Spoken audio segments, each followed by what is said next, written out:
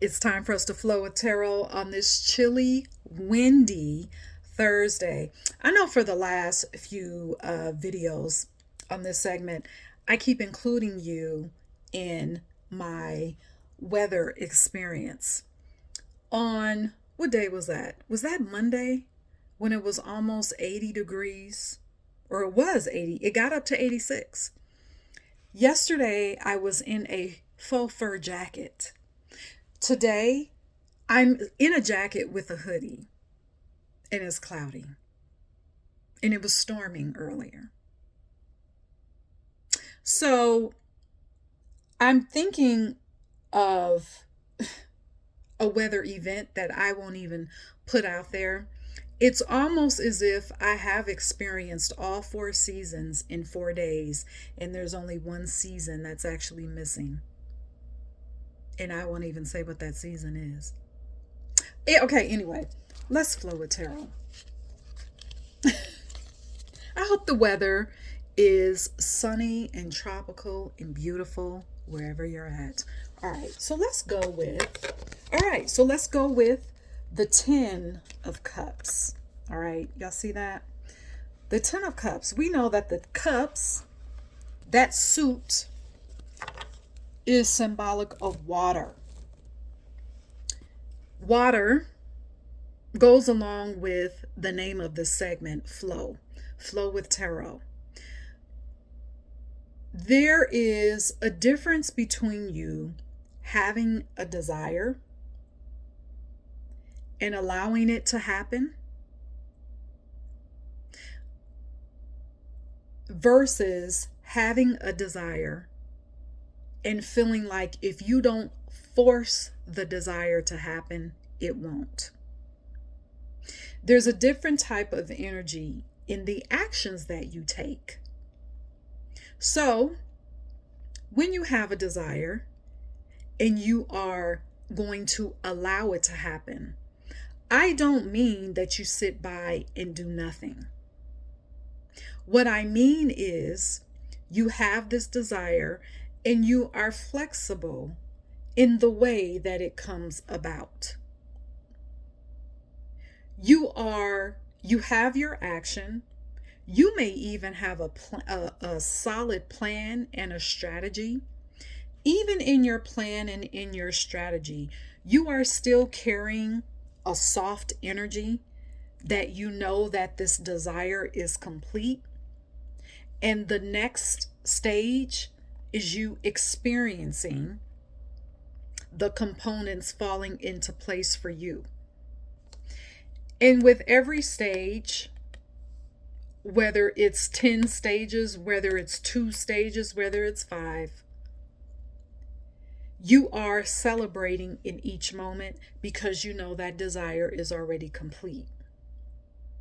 Because you're looking at it, you're observing your desire as you take action, you're observing it from, it's a kind of like having this out of body experience, which, by the way, you can have out of body experiences not just through a death experience, but you can have out of body experiences. But anyway, let me get off track, or let me come back before I get off track.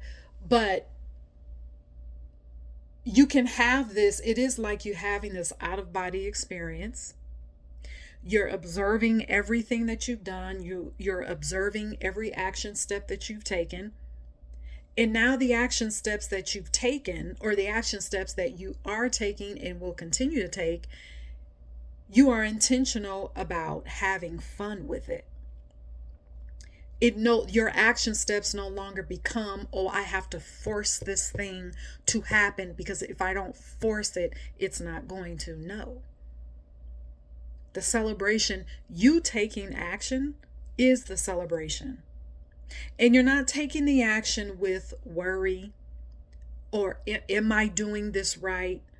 How do I know that this action step is going to work? How do I know that these emails mean anything? How do I know that my phone calls are going to be answered? How will I know that people will look at my videos? How do I know that people are going to listen to my podcast? What if they don't? None of that. And if it does come up, you're so settled and complete in your vision, in your desire, that if those thoughts come up, it's not a big deal to you. Again, you'll have your out of body experience where you're looking at yourself taking action, where you're noticing those thoughts that may or may not come up. Thoughts that will come up that will say, well, how do I know this is going to work? And you can look at those thoughts, look at them. You don't become them. You can look at them and say, oh yeah, I see that thought coming up. But my vision is also here. There's a calming effect that many times you can't really articulate or put into words because you just know. And there is a celebratory, fun nature to the action steps that you take. Because you know that you're flexible in those actions. You're flexible in your plan. You're flexible because you know that the possibilities are endless. Versus you taking action with force, because now every single action you take, it becomes a chore. Every action you take is just hard. Every action you take is just with force. Your strategy is with force. Your plan is with force. It's rigid. That if anything veers off to the way that doesn't align with your plan, you get nervous. You get irritated. You get angry. You even get angry. And by that time, you've forgotten about your vision. You're not having the celebratory out-of-body experience for your own vision. You become non-excited for your vision. That excitement goes.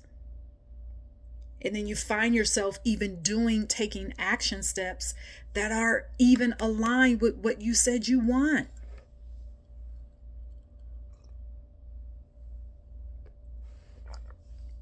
So that is the difference.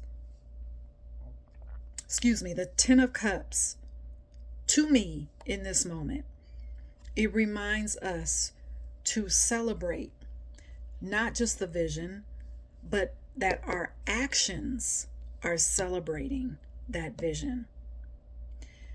The way in which we take action, the energy in which we take action is celebrating that vision. Because we have taken a step back, we have come out of our body, and we've looked at the big view, the larger view, and we see that our vision is complete. So, let me know what your takeaways are from the Ten of Cups. There is a chill factor with this, regardless of the steps that you take. Because it's not a chore. Your actions are no longer, it's not this laundry list of things that you have to force yourself to do. The vision is already done. You celebrate in your action. All right, let me know what your takeaways are from the Ten of Cups. And until next time, stay in your magic.